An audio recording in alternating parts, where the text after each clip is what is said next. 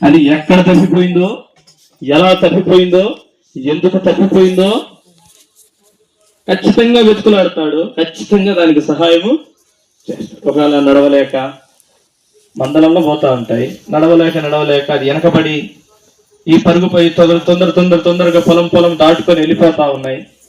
ఆ వెనక నడవలేక అది కుంటిదై అప్పటికి ఏదో దెబ్బ తాకి ఏదో క్రూరమైన మృగం పట్టుకొని దాన్ని కొరప్రాణంతో పట్టుకుంది, అది చంపేసే ప్రయత్నం చేస్తే అది అరవడానికి కూడా లేక అది వెనకబడిపోయి ఎట్లా ఇటు ప్రాణాలతో తప్పించుకొని ఆ చెట్ల సందులో దాక్కొని అలా దాగి ఉన్నప్పుడు ఈ గొర్రెలు కాపరి గమనించక, లేదా ఆ గొర్రెలు అవి గమనించుకోక అవి ముందుకు వెళ్ళిపోయి సాగిపోయి అది వెనక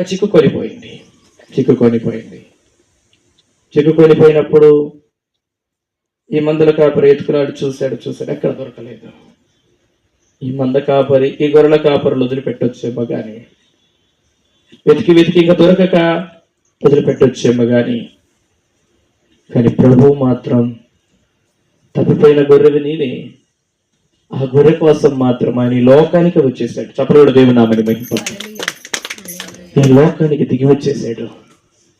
పరలోకము ఉండవలసిన దేవుడు, మహిమలో ఉండవలసిన దేవుడు, నిత్యము పూజించబడుతున్న దేవుడు, పరిశుద్ధుడు అని మరవక కొనియాడబడుచున్న దేవుడు తప్పిపోయిన మానవుని కోసమే వచ్చాడు.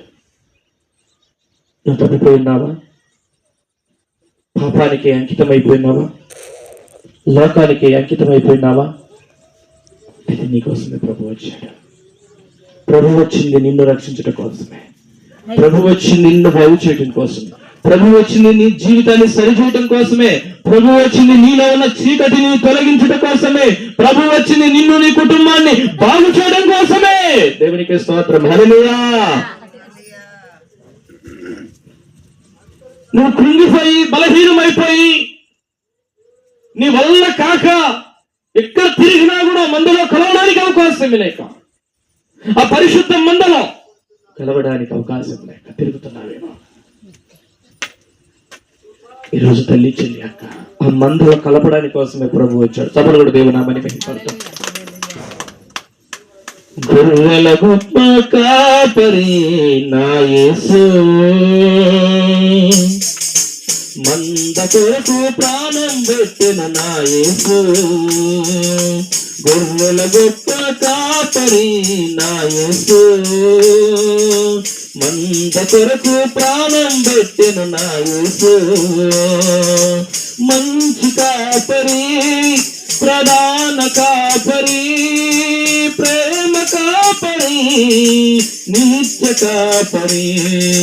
మంచి కాపరి, ప్రధాన కాపరి, ప్రేమ కాపరి, నిత్య కాపరి. గొర్రెల గొప్ప కాపరి నా యేసు, మంద కొరకు ప్రాణం పెట్టెను నా యేసు. తప్పిపోయిన నన్ను వెతుకుట కొరకు, దారి తప్పిన నన్ను రక్షించుటకు. తప్పిపోయిన నన్ను వెతుకుట కొరకు, దారి తప్పిన నన్ను రక్షించుటకు. కొండల కోనలు దాటాడు, లోయలు లోతులు వెతికాడు. కొండల కోనలు దాటాడు, లోయలు లోతులు వెతికాడు. గొర్రెల గొప్ప కాపరి నా యేసు, మంద కొరకు ప్రాణం పెట్టెను నా యేసు. ఎండవేళలో నన్ను వెతుకుట కొరకు, చీకటి వేళలలో వెతుకుట కొరకు. గొర్రెల గొప్ప కాపరి నా యేసు. పిల్లరా, ఎండ కావచ్చు, చీకటి కావచ్చు, వర్షకాలం కావచ్చు, పిల్లరా ఆయన వెతుకుతూ ఈరోజు వాక్యమైన దేవుడు నీ దగ్గరికి వచ్చాడు. సభలో దేవునామని మీకు వెతుకుతూ ఆయన ప్రణాళికలో, ఆయన చిత్తంలో దైవ సేవకులను, దేవుని బిడ్డలను ఎన్నుకొని ఆయన వాక్యాన్ని నీ మధ్యలో పంపించాడు. దేవునికి స్తోత్రం. హల్లెలూయా. వాక్యమైన దేవుడి నీ కోసం దిగి వచ్చాడు. చెప్పడు దేవునామాన్ని మహింపండి. వాక్యమైన దేవుడే శరీరాన్ని ధరించుకొని కృపా సత్య సంపూర్ణంగా మన మధ్యలోనికి దిగి వచ్చాడు. ఎందుకు తెలుసా? తప్పిపోయిన నిన్ను రక్షించడం కోసం. దారి తొలగిపోయినావు కదా, మార్గం విడిచావు కదా, మందలో నుండి జారిపోయావు కదా, పరిశుద్ధతలో నుండి పడిపోయావు కదా, ఈరోజు నిన్నే దేవుడు పిలుస్తున్నాడు. అయితే తప్పిపోయినది దొరికిన తర్వాత ఆ కాపరి ఏం చేసినాడో చదవండి. లూకా సువార్త 10వ అధ్యాయం 6వ వాక్యం, 5వ వాక్యం. అది దొరికినప్పుడు సంతోషంతో దానిని తన భుజము మీద వేసుకొని, సంతోషముతో దానిని, ఎవరిని? గొర్రె పిల్లను. దేవునికి స్తోత్రం. హల్లెలూయా. గొర్రెలు ఎవరండి? మనుషుడు అని దేవుని వాక్యంలో రాసి, ఆ గొర్రెలకు మనుషులు మీరే అన్నాడు. అంటే మనుషులమైన మనము గుర్రాలతో దేవుడు పోల్చు. నువ్వు గొర్రెగా ఉండాలి. మేక స్వభావం ఎట్లుంటది, గొర్రె స్వభావం ఎట్లుంటది మీకు తెలుసా? చూసినారమ్మా? గొర్రెకు మేకకు చాలా డిఫరెన్స్ ఉంటుంది. గొర్రె మాట వింటాది, మేకలు కట్టెలతో కొడతారు. ఇంకా కట్టెలతో కొట్టని మాట ఇందని కొడతారు. ఇంకా గొర్రెను కొట్టరంట, ఎందుకంటే ఆయపడిన చచ్చిపోతుంది. అది దానికి మాట చాలు, గద్దిస్తే చాలు, అది భయపడుతుంది. అసలు ఇంకా గట్టిగా గదమాయిస్తే భయపడుతుంది. అక్కడ ఏదైనా ఉందనుకోండి, చిన్న గుంట, ముందు గొర్రె అట్లా దూకింది అనుకోండి, వెనక వచ్చే గొర్రెలు అది గుంట లేకపోయినా, ఆడ తాడు లేకపోయినా, ఏం అడ్డం లేకపోయినా అదే ప్రకారం అన్ని దూకుతూ ఉంటాయి. ఒక్క గొర్రె దూకితే మిగతా గొర్రెలను దూకుతాయి. అక్కడ ఏదో దానికి ఏదో భయం వేసి అలా పరిగెత్తింది అనుకోండి, మిగతా ఎన్నో చాడు వరకు వచ్చి అన్ని అలా పరిగెత్తుతూ ఉంటాయి. ఇవి గమనించాలి మీరు గొర్రెలలో. ఈరోజు గొర్రెలుగా కాపరైన ప్రభువుని మనం చూస్తూ ముందుకు పరిగెత్తాలి. దేవునికి స్తోత్రం. ఆయనను చూస్తూ పరిగెత్తితే మనకు క్షేమం ఉంది. ఆయన చూస్తూ ముందుకు మనకు వెళ్తే మనకు ఆశీర్వాదం ఉంది. ఆయన నుండి వేరుగా ఉన్నామా, జీవితాలు సున్నాగా మార్చబడతాయి, బ్రతుకులు జీరోగా మార్చబడతాయి. నీకు ఎన్ని ఉన్నా ఆయన లేకుండా ఉన్నదంతా సున్ననే. ఏమి ఉన్నను, నీకు ఆస్తి ఉన్నా, అందచందాలు ఉన్నా, ధనం ఉన్నా, బలగం ఉన్నా, ఏది ఉన్నా అది సున్ననే. ఈరోజు తల్లిచ్చింది అక్క, దేవుడిచ్చిన అధికారాన్ని, దేవుడిచ్చిన రక్షణను, దేవుడిచ్చినటువంటి నెమ్మదిని, దేవుడిచ్చిన కుటుంబాన్ని, దేవుడిచ్చినది నువ్వు పోగొట్టుకోవద్దు. దేవుడు నీకు ఏది ఇచ్చాడో అందులో నమ్మకంగా ఉండు. దేవునికి స్తోత్రం. దేవుని వాక్యం సెలవిస్తుంది, నమ్మకస్తులకు మెండుగా దీవెనలు. దేవుడు ఒక 5 రూపాయలు ఇచ్చి చూస్తాడు. దీన్ని 5 రూపాయలు నమ్మకంగా ఉంటావా లేదా? ఒక చిన్న పనినిచ్చి చూస్తాడు, ఆ పనిలో నమ్మకంగా ఉంటావా లేదా? దేవుడు నీకు ఇచ్చిన దాన్ని పరీక్ష చేస్తూ ఉంటాడు. నీకు ఇచ్చిన ఆరోగ్యాన్ని పరీక్ష చేస్తాడు. ఇచ్చిన ఆరోగ్యాన్ని దేవుని కొరకు వాడుతున్నావా లేదా? దేవుడిచ్చిన శక్తిని, దేవుడిచ్చిన బలాన్ని, దేవుడిచ్చిన జ్ఞానాన్ని, దేవుడిచ్చిన డబ్బును, దేవుడిచ్చిన కుటుంబాన్ని దేవుడు నీకు ఇచ్చి నిన్ను పరీక్ష చేస్తాడు.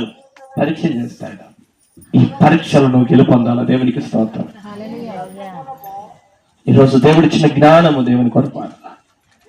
దేవుడిచ్చినటువంటి ఏదైతే నీకు దేవుడిచ్చాడు అదంతా దేవుని కొరకు నువ్వు వాడాలి. దేవునికి స్తోత్రం. ఇచ్చి ఆయన పరీక్ష చేస్తాడు. నిన్ను తీస్తాడా? నేను సాధనాపరం చేసేటప్పుడు ఒక్కొక్క రోజు నాకు సరిగా జరగక, శనివారం సరిగా జరగక, శుక్రవారం సరిగా జరగక, ఇంకా నాకు తంతులు కట్టేది ఉంటుంది. 6,250 రూపాయలు ప్రతి వారం కట్టేవాడిని. ఆయన దగ్గర ఒక 2 లక్షల రూపాయలు మాకు సరికేస్తాడు. ఈ 2 లక్షల రూపాయలు సరుకు, అది సేల్స్ అయినా సేల్స్ కాకపోయినా వారానికి ఇంత కట్టాలంటే. ఆయన అంటాడు, నాకు సంబంధం లేదు అంటాడు. ప్రతి వారము కష్టపడతా ఉంటే, ఒక్కరోజు ఆదివారం కూడా పనికి పోయినా, ప్రార్థన కొంచెంసేపు చేసుకొని, ప్రభువా నన్ను క్షమించయ్యా, నా పరిస్థితి నీకు తెలుసు కదా ప్రభువా అయిపోయినా. తిరిగి పెట్రోల్ కూడా లేకుండా పడి దొప్పుకొని వచ్చిన. దేవునికి స్తోత్రం చెప్పండి.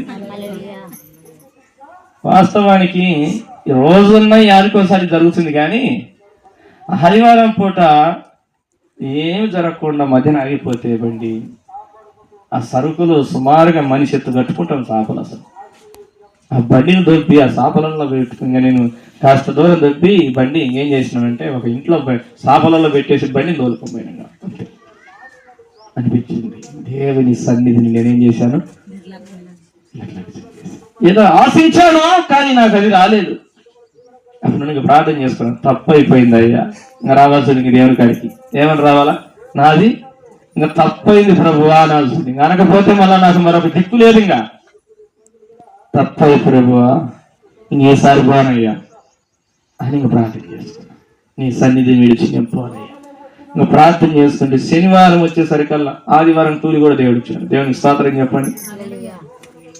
శనివారం డబల్ జరిగిపోయింది. ఒక్కొక్క సాప 600 రూపాయలు పెట్టుకున్నారు. 600 రూపాయలు పెద్ద పెద్ద సాపలు అమ్ముతా ఉంటాం. మూడు పొరల్లో పెద్దవి మంచి కాస్ట్లీ సాపలు. అప్పుడు అనుకున్నా, నా డబ్బులకి వెళ్ళి చూసి, బండికి వెళ్ళి చూసుకొని, నాకెళ్ళి చూసుకొని, దేవా ఎంత కృప చూపించావయ్యా. కొంతమంది అయితే బేరాలు అడుగుతూ ఉంటారు, యాడికి లేకుండా అడుగుతూ ఉంటారు. ఇంకా ఆ సాపలలో ఉప్పదీసి కలర్లు చూసి ఇంట్లోకి ఎత్తకపోవటం, మా ఆయన వద్దన్నాడని చెప్పటం. చూసారా, వాళ్ళకి ఏమనేది లేదు. ఇంకా మనసులో బాధపడేది, లోపల బాధ, పైకి మాత్రం మళ్ళా నవ్వుతూనే పలకరించి సరే లెక్క అని చెప్పడం. కొంతమంది అయితే ముఖాన్ని తిట్టిపోతారు. ఇంకా ముఖాన్ని తిట్టడం పోవటం. మాకు ఇంకా అందరూ మీటింగ్ లాగా కూర్చుంటాం కదా, ఏడన్నా వ్యాపారం జరిగినప్పుడు అందరు అట్లా కూర్చుంటే చెట్టుకి అందరూ చెప్తా ఉంటారు, పొద్దున దరిద్రం మొకంది మమ్మల్ని ఆపింది, ఆ పాషి పళ్ళది ఆపింది, ఇంతే మాట్లాడుకునేది. దాన్ని వనమనమా, దాన్ని తీసుకోమన్నామా ఇట్టంటుంటారు. నేను అనిపించింది, ప్రభువా ఎటు దిగుతున్నారు చూడండి ఆయన వల్ల క్షమించను ఆయన. నేను చెప్తా ఉంటాను, అక్క నా బండి ఆపిటాకుంటారు కానీ తల్లి, మిగతా పనులు ఆపొద్దు, పొరపాటున కూడా కొనే మాట అయితేనే ఆపండి. వాళ్ళు తిట్టు నేను వెళ్ళలేకపోతున్నాను.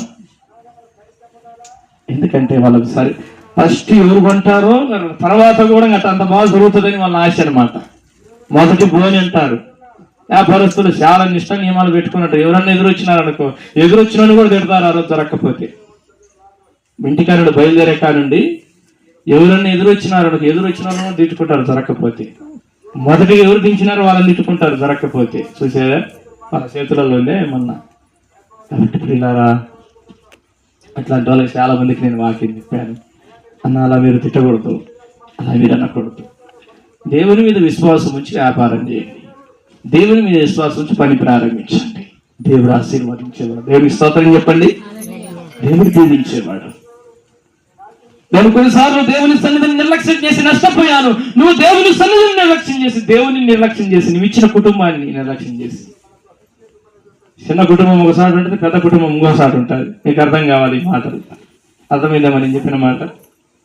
కుటుంబం ఎన్నో ఉంటుంది, వారానికి ఒకసారి, నెలకు ఒకసారి, 10 రోజులకు ఒకసారి ఇంటికి పోయేస్తూ ఉంటారు. కానీ చిన్న కుటుంబాన్ని మరొక కుటుంబాన్ని పెట్టి ఉంటారు ఇంకోసారి.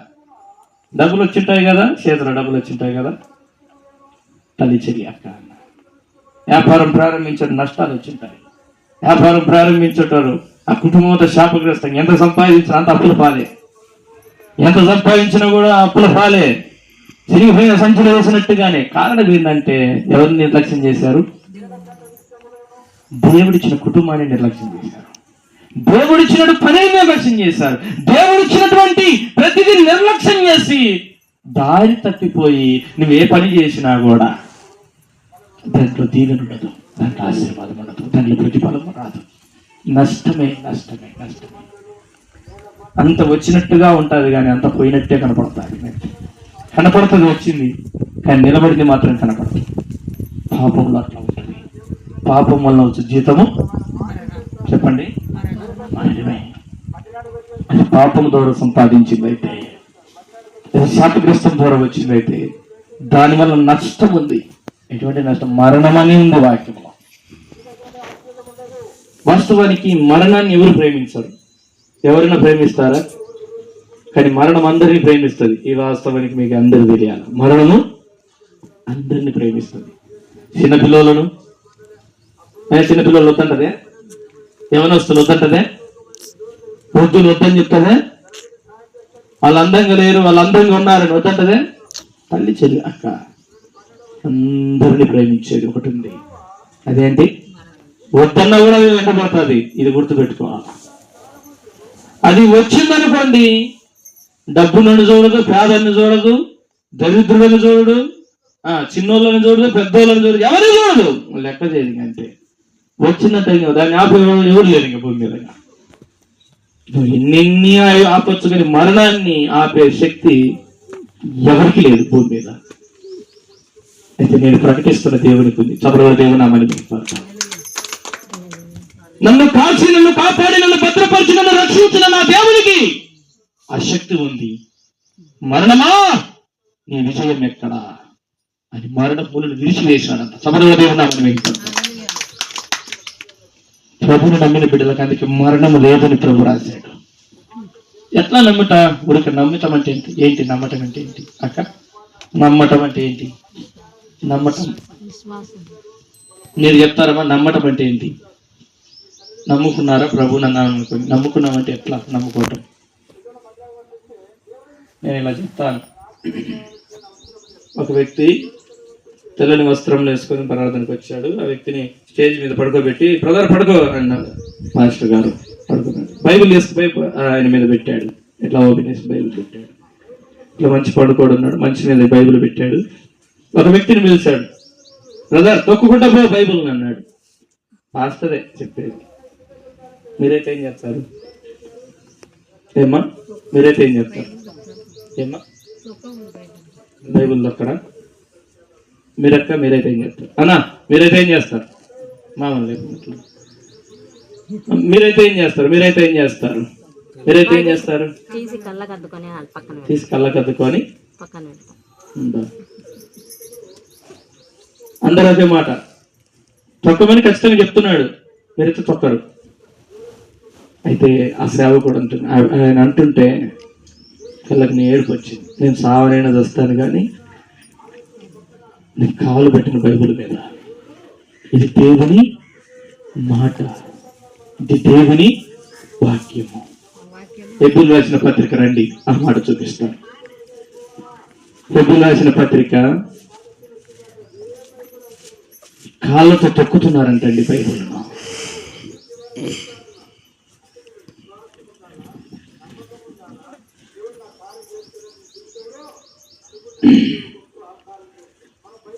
హెబ్రీయులకు రాసిన పత్రిక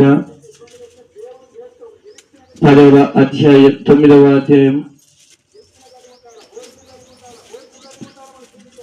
అధ్యాయం 22వ వాక్యం చదవండి. మరియు ధర్మశాస్త్ర ప్రకారము సమస్త వస్తువులను రక్తము చేత శుద్ధి చేయబడిననియు, రక్తము చిందింపకుండా పాప క్షమాపణ కలగదనియు సామాన్యముగా చెప్పవచ్చును.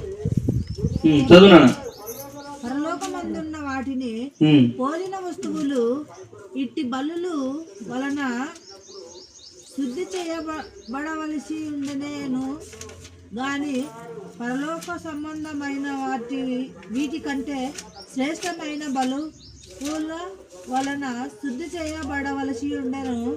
అందువలన నిజమైన పరిశుద్ధ స్థలమును పోలి హస్తకృత్యమైన పరిశుద్ధ స్థలములో క్రీస్తు ప్రవేశింపలేదు గాని ఇప్పుడు మన కొరకు దేవుని సమ్ముఖమందు కనపడుటకు పరలోకమందే ప్రవేశించెను. దేవునికి స్తోత్రం. హల్లెలూయా. ఈరోజు తల్లి, చెల్లి, అక్క, అన్న, దేవుని మాటలు మనం వింటా ఉన్నాం. ఎవరు బైబిల్ను తొక్కడానికి ఇష్టపడరు. అయితే పరలోక సంబంధమైనటువంటి ఆశీర్వాదకరమైనటువంటి దేవుని మాటలు మాకు కావాలి. ఆ మాటలు మమ్మల్ని బ్రతికించేవి, ఆ మాటలు మమ్మల్ని నిత్య జీవం వైపు నడిపించేవి. కాబట్టి మేము కాలు పెట్టి తొక్కము అని అందరూ నిరాకరించారు. కానీ ఇప్పుడు యోధా ఇస్కరేతు ఏం చేసినట్టు? యోధా ఇస్కరేతు ఏం చేసినాడు? దేవుని మాటను లెక్క చేయలేదు. ఇంకా అంటే కాలు పెట్టి తొక్కినట్టే. ఈరోజు కాలు పెట్టి తొక్కినట్టుగా యోధా ఇస్కరేతు అయితే చదవండి. 6వ అధ్యాయం 4వ వాక్యం. హెబ్రీయులకు రాసిన పత్రిక 6వ అధ్యాయం 4వ వాక్యం. ఒకసారి వెలిగింపబడి పరలోక సంబంధమైన వరమును రుచి చూసి పరిశుద్ధాత్మలో పాలివారై దేవుని దివ్య వాక్యమును రాబో యుగ సంబంధమైన శక్తుల ప్రభావం అనుభవించిన తరువాత తప్పిపోయిన వారు తమ విషయంలో దేవుని కుమారుని మరలా సిలువ వేయచ్చు. మరలా మరలా మరలా తప్పిపోయిన ప్రతిసారి ఏం చేయబడినట్టంట? మరలా సిలువ వేసినట్టు. యేసు ప్రభుని ఆ రోజు ఎన్నిసార్లు సిలువ వేసినారు అమ్మా? అయితే నువ్వు తప్పిపోయిన ప్రతిసారి తన వాక్యాన్ని తొక్కినట్టు, నువ్వు తప్పిపోయిన ప్రతిసారి ఆయన వాక్యాన్ని నిరాకరించినట్టు. తప్పిపోవడం అంటే ఏంటి? మందలో నుండి తప్పిపోవుట, దేవుని సన్నిధిలో నుండి దూరం వెళ్ళుట, దేవుని కొరకు జీవించకుండా లోకములో లోకానుసారంగా జీవించుట, దేవుని వాక్యాన్ని విని ఇక అశ్రద్ధగా ఉండుట, పాటించకుండా వాక్యం వినటం వదిలిపెట్టడం అంతే. వాక్యం పాటించేదేమో. వాక్యం ఏం చేస్తుంది? నీ తల్లిదండ్రులను, నీ భార్యను ప్రేమించు, నీ తల్లిదండ్రులను సన్మానించు, నీ భర్తను ప్రేమించు, నీ పిల్లలని ఏం చేయాలి? బూతులు తిట్టమని అన్నారా? ఏం చెప్పాలమ్మా? నీ పిల్లల్ని బూతులు తిట్టండి అని చెప్పినారా వాక్యం? అంటే ఆ మాట నువ్వు పాటించట్లేదంటే నువ్వేం చేసినట్టు?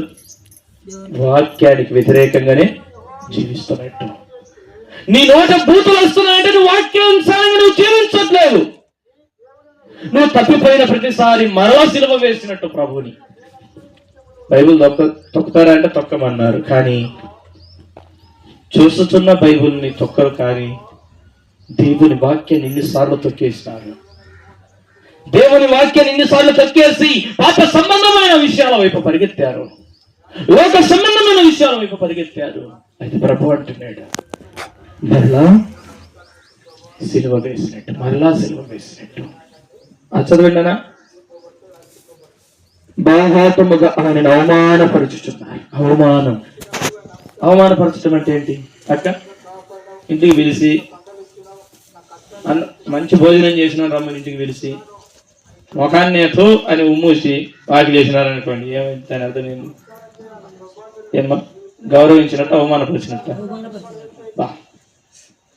నువ్వు రమ్మని ఆహ్వానించి మంచి భోజనం చేయండి అని ఆహ్వానించి కాళ్ళు కడుక్కుంటామని చెప్పి కాళ్ళు కడుక్కొని ఇంటి దగ్గరికి వచ్చేస్తారు, తుఫాను ఉమ్ము వేసి అని వాకిలేసారు అనుకోండి, ఎంత అవమానం!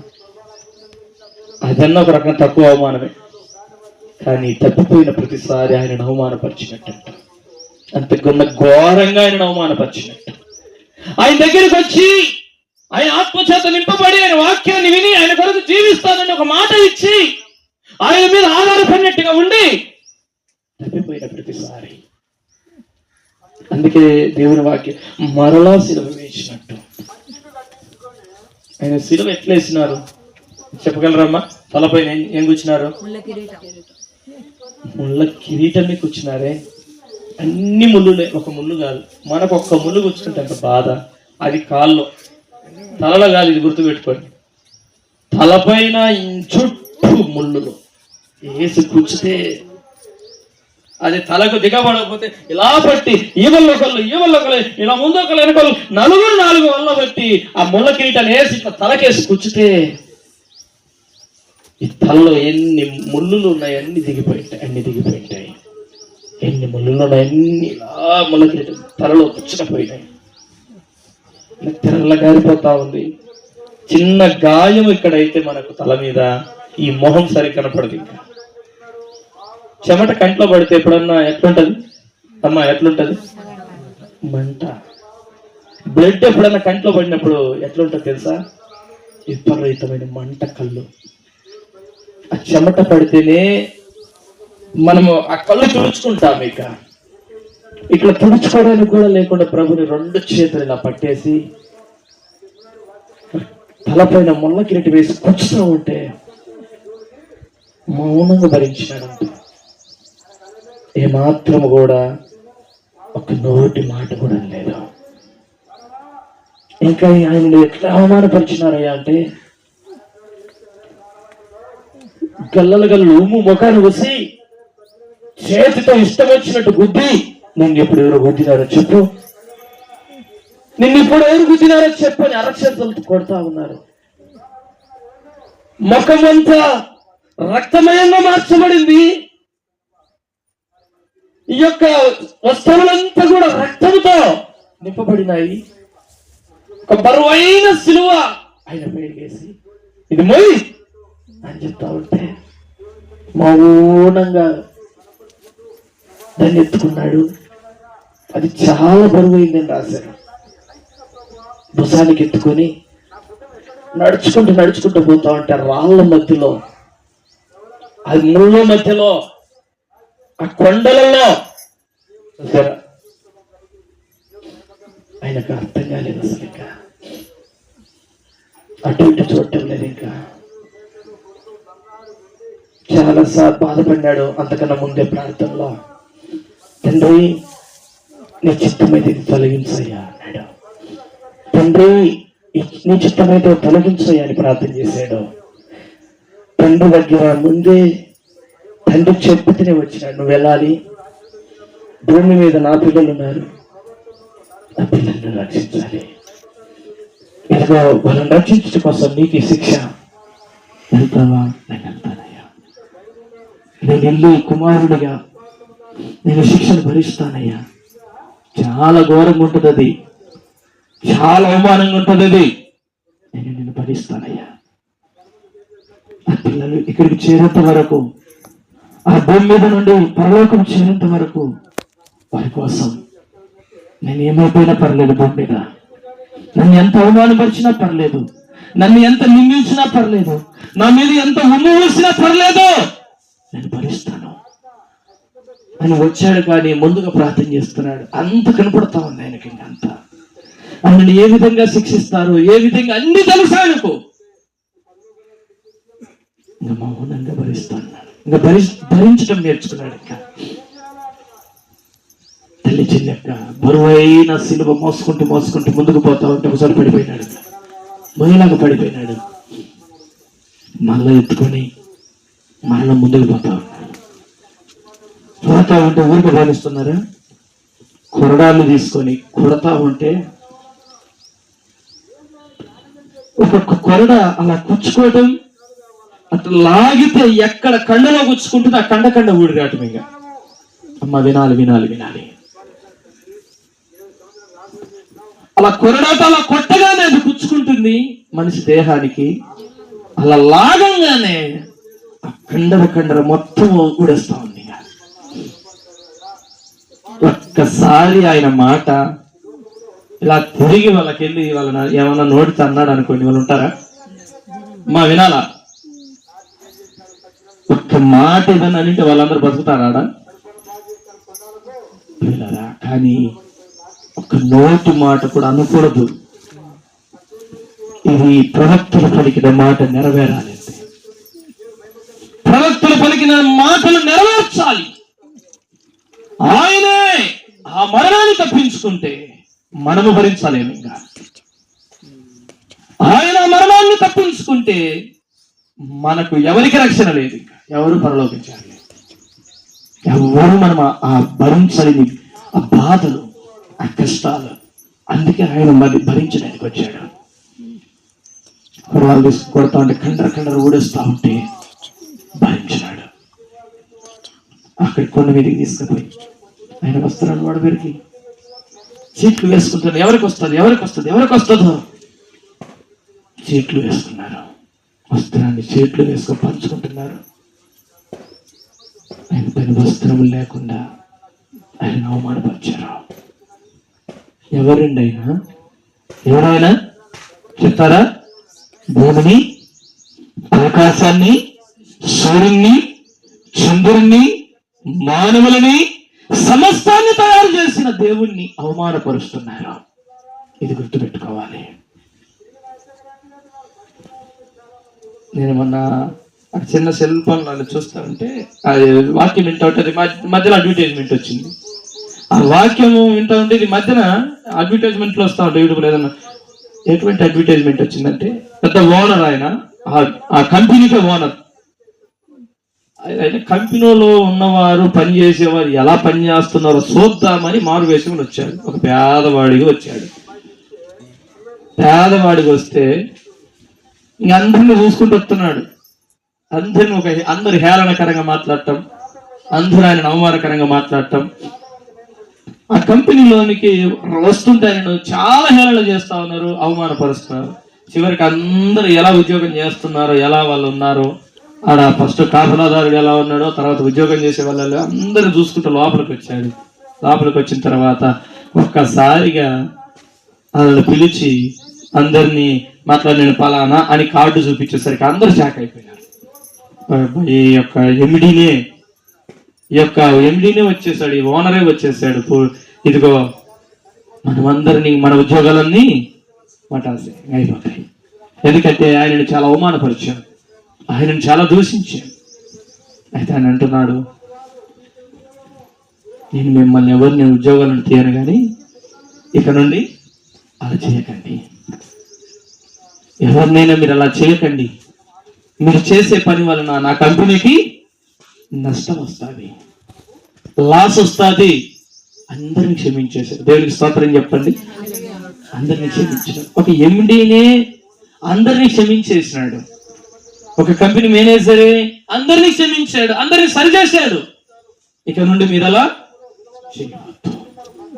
ఈరోజు జీవం కలిగినటువంటి దేవుడు చీట్లు వేసుకుంటా ఉంటుంటే వారిని క్షమించేశాడు. ఉమ్మి వేసుకుంటున్న వారిని ఉమ్మి వేసిన వారిని క్షమించాడు. కొరడాలతో కొడతా ఉంటూ వారిని క్షమించాడు. అందరినీ క్షమించుకుంటూ వచ్చేసాడు. ఆ శిలువ దగ్గరికి వచ్చేసరికి కాళ్ళకు చేతులకు మేకులు కొట్టేసి ఆ శిలువలా పైకెత్తి అలా గుంత తీసి ఆ శిలువ కింద నుండి ఆయన కొట్టి అలా పైకి లేపు అలా ఉంటే ఒక్కసారిగా అది గుంతలోకి అలా దిగేసరికి ఈ చెయ్యంత అట్లా చీలిపోయినట్టుగా, బరువల్ల మనిషి ఈ చెయ్యల్లా అట్లా చీలిపోయినట్టుగా ఈ చేతుల మీద ఆగిపోయినాడు. ఆ కళ్ళ మేకులు అలా కొట్టున్నాయి, అలా చీలిపోయినాయి. అక్కడ మేకు పుచ్చుకుంటేనే ఎంత బాధపడతాం మనం. అప్పటికి ఆయన శరీరం అంతా ఏమైపోయింది, కుర్రాల చేత కండరగా దేహమల్లా ఆకారం లేకుండా పోయింది. తలపోయినా ఆకారం అంత ముఖమంత సొగసు స్వరూపం కోల్పోయినాడు. ఆయన శిలువలో వేలాడదీయబడినాడు. శిలువలో తన ప్రాణాన్ని పెట్టాడు. ఆయన ఏం చెప్పాడంటే 3వ రోజున తిరిగి లేస్తానన్నాడు. చదువు దేవునామని మహించాడు. ఈరోజు ప్రభుని నమ్మిన ప్రతి ఒక్కరికి మరణం లేకుండా చేశాడు. ప్రభుని నమ్ముట అనగా ప్రభుని రక్తాన్ని ఆశ్రయించుట, ప్రభు రక్తం ద్వారా పాపక్షమాపణ పొందుట. తల్లి చెల్లి అక్క, ఈరోజు నా తప్పిపోతే మరలా ఏం చేసినట్టు వాక్యం సెలవిస్తుంది, మరలా సిలువ వేసినట్టు. నువ్వు తప్పిపోయిన ప్రతిసారి మళ్ళా ఆయనను అవమానపరిచినట్టు, మళ్ళా ఆయనను కొరడాలతో కొట్టించినట్టు. ఇది నీకు న్యాయమేనా? ఇది నీకు న్యాయమా?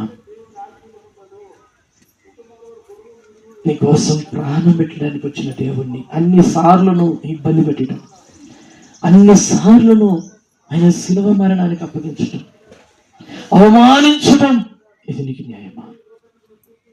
నిన్నెవరన్నా అవమానపరిస్తే నన్ను అవమానపరుస్తారా? నన్ను ఆడికి లేకుండా మాట్లాడతారా?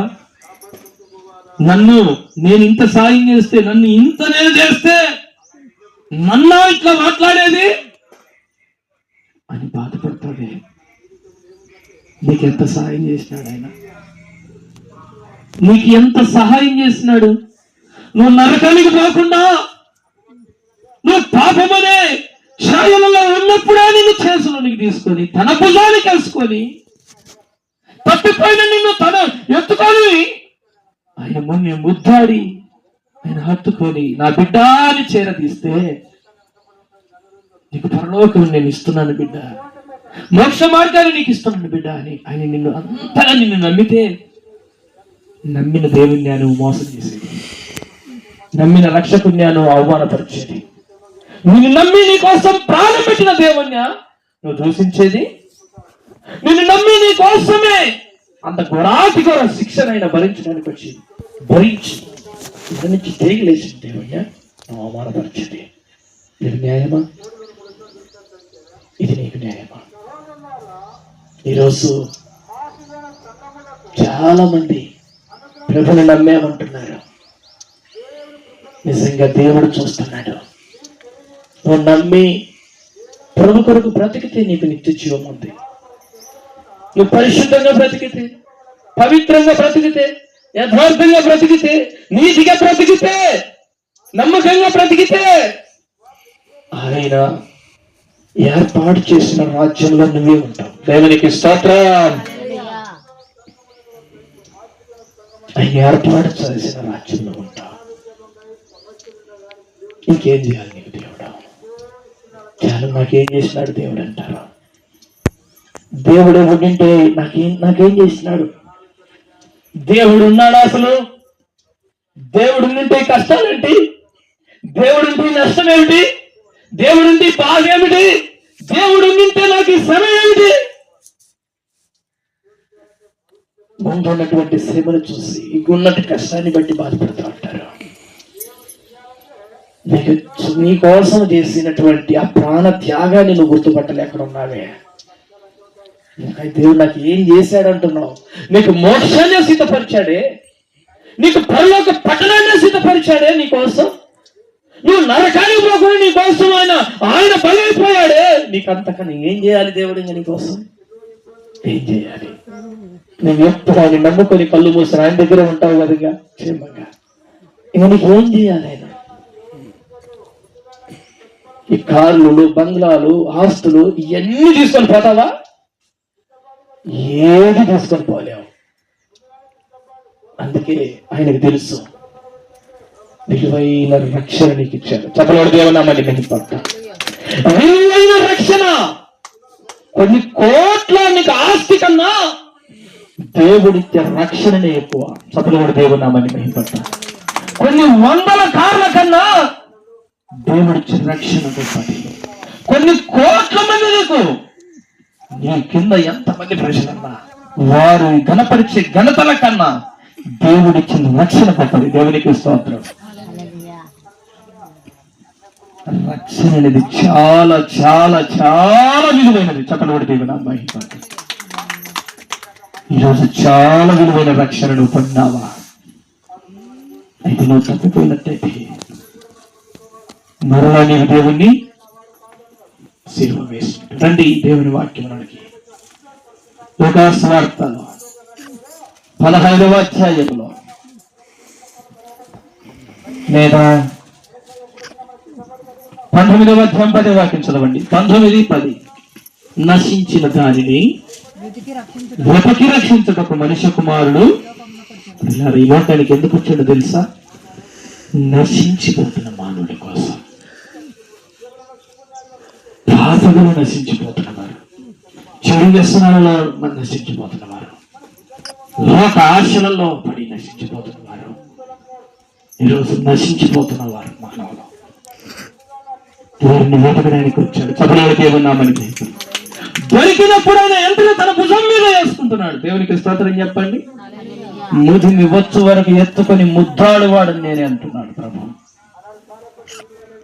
ఈరోజు అంత ప్రేమ కలిగిన దేవుడు నీ పక్షాన ఉండగా ఎక్కడ 2-3 కూడా ఆయన నామంలో ప్రార్థన చేస్తే వెంటనే వారి మధ్యలోనికి వచ్చి వారిని ప్రార్థన విని వారికి ప్రార్థనకు సహాయం చేసే దేవుడు అన్నాడు. దేవునికి స్తోత్రం.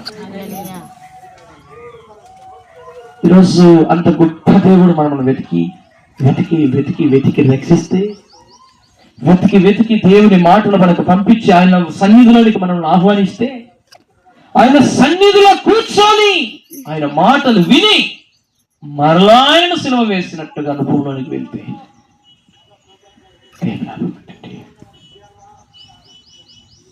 ఆయన మాటలు విన్న తర్వాత ఆయన కొరకు జీవించాలి, ఆయన సాక్షిగా బ్రతకాలి. 15వ అధ్యాయంలో లూకాసు వార్త 15వ అధ్యాయంలో ప్రభు అంటున్నాడు 6వ వాక్యంలో, మీరు నాతో కూడా సంతోషించుడి, తప్పిపోయిన నా గొర్రె దొరికినది. చప్పటి దేవుని నామమున మహిమపరచండి. నాకు దూరం అయిపోయి సినిమాలు చూస్తావని బిడ్డ. ఇప్పుడు సినిమాలు మానేసి నా కొరకు బ్రతకడానికి నా సన్నిధికి వచ్చింది. నాకు దూరం అయిపోయి తాగుడుకు బానిసైపోయినాడు. సిగరెట్లకు బానిసైపోయినాడు, వ్యభిచారానికి బానిసైపోయినాడు, చుట్టాబిడి సిగరెట్లకు బానిసైపోయినాడు, లోకములో ఉన్నటువంటి ధనాపేక్షకు లోబడిపోయినాడు, శరీరానుసారం అయిపోయినాడు, పొరుగువారి భార్యను ఆశించే వ్యక్తిగా మార్చబడినాడు, పొరుగువారిని ఆశించే వ్యక్తిగా మార్చబడినాడు. ఈరోజు మనసు మార్చుకొని నా సన్నిధికి వచ్చి నా మాటలు వింటున్నాడు. నా బిడ్డ నాకు దొరికింది, నా బిడ్డ నా మాటలు వింటున్నాడు, ఆయన సంతోషపడుతున్నాడు. దేవునికి స్తోత్రం చెప్పండి. మనసు మార్చుకొని ఆయన కొరకు బ్రతికితే ఆయన సంతోషపడతాడు. ఒక్క పాపి మాట ఆయన సంతోషపడతాడు. పాపి తన పాపంని విడిచిపెట్టి వచ్చేస్తే దేవుడు సంతోషపడతాడు. దేవుడు సంతోషపడాలంటే మనలో పాపము లేకుండా ఉంటే సంతోషపడతాడు. చెప్పలేదు దేవునామని మెచ్చుకోండి. పాపము పాముతో సమానం. పాము ఏ రోజుకైనా కాటు వేయకుండా ఉంటే పాలు పోసి పెంచండి, ఏదొక రోజు కాటు వేస్తుంది. మనలో ఉన్న పాపము కూడా అంతే, ఒక రోజు మనల్ని చంపుతుంది. మన పాపం మనల్ని పట్టుకొని చంపుతుంది. మన పాపమే మన కుటుంబానికి నష్టం. ఈరోజు తల్లిదండ్రులు చేసిన పాపం పిల్లల మీదకి వచ్చి పిల్లలు అస్తవ్యస్తంగా మారిపోతున్నారు, చెదిరిపోతున్నారు. అనేక మంది తల్లిదండ్రులు దుఃఖపడుతున్నారు. వారు యవన కాలంలో యవనెచ్చలకు దూరం అయిపోయి, తాగుడుగా బానిసైపోయి, మద్యానికి బానిసైపోయి, సినిమాలు సిగరెట్లకు చెడు అలవాట్లకు బానిసైపోయి జీవితాలంతా సైతాన్ని చేతులు పెట్టేసి కుటుంబానికి దీవెన రాకుండా, కుటుంబానికి ఆశీర్వాదం రాకుండా శాపగ్రస్తాన్ని తెచ్చిపెట్టి ఈరోజు పిల్లలు నష్టపోతా ఉంటే, నా పిల్లలకి ఇట్లా జరిగింది, అట్లా జరిగింది, ఎట్లా జరిగింది బాధపడతా ఉంటారు. దేవుని వాక్యం ఏం సెలవిస్తుంది తెలుసా? తల్లిదండ్రులు చేసిన పాపము ఒక తరము కాదు, 2 తరము కాదు, 3, 4 తరముల వరకు తన పిల్లలపైకి వస్తుంది. చూసారా? పిల్లలపైకి వస్తుంది. పాపం చేసింది తల్లిదండ్రులు, శాపగ్రస్తంగా మార్చబడుతుంది పిల్లలు. ఈరోజు నువ్వు చేసిన పాపాన్ని బట్టి నీ పిల్లలు ఆ శిక్ష అనుభవిస్తా ఉన్నారు. తల్లి చెల్లి అక్క, ఈరోజు ప్రభు మాటలు వింటున్నాం. ఆయన నశించిపోతున్న మానవులను రక్షించడానికి వచ్చాడు. ఇకనైనా నీ మీద ఉన్న శాపం పోవాలంటే, ఇకనైనా నీ మీద ఉన్న పాపం పోవాలంటే, ఇకనైనా నీలో ఉన్న దోషం పోవాలంటే నువ్వేం చేయాలో తెలుసా? మనందరి పాపములు తీసివేయడానికి వచ్చిన యేసుక్రీస్తు ప్రభు రక్తంలో మన పాపాలు కడుక్కోవాలి. సబరుడు దేవునామని మహిమపడతాం. మనందరి పాపములను తీసివేయడానికి వచ్చిన యేసే రక్తములు మన పాపములు ఏం చేయాలో తెలుసా? కడుక్కొని తెలుపు చేసుకోవాలి. సబరుడు దేవునామని మహిమపడతాం. తల్లి చెల్లి అక్క అన్న, ఈరోజు రండి ఆ మాట నేను చూపించి ముందుకు సాగుతా. 1 తిమోతి 5వ అధ్యాయం 24వ వాక్యం. కొందరి పాపములు తేటగా బయలుపడి న్యాయపు తీర్పునకు ముందుగా నడుచుచున్నవి, మరికొందరి పాపములు వారు వెంట వెలుచున్నవి. ఏం పోతున్నాయి అంటారు? మేము వెంట పాపములు పోతున్నాయంట. కారు 10 లక్షల రూపాయల కారు కొన్నాడు అనుకోండి, కారు తీసుకొని పోతాడా? 10 ఎకరాల పొలం కొన్నాడు అనుకోండి, అక్క వినాలి, 10 ఎకరాల పొలం తీసుకొని పోతాడా? మంచి పంట పండింది, ధాన్యం వచ్చింది, అది తీసుకొని పోతాడా? చేతిలో పట్టుకున్న సెల్ ఫోన్ తీసుకొని పోతాడా? మంచి వస్త్రాలు ధరించినాడు, మంచి వస్త్రాలు, మంచి కాస్ట్లీ 7,000 చీర, 8,000 చీర, 10,000 చీర ఉన్నాయక్క? 10,000 కూడా ఉన్నాయి, 10,000 చీరలు కూడా ఉన్నాయి కదా, 10,000 అంటే ఆయన తీసుకొని పోతారా?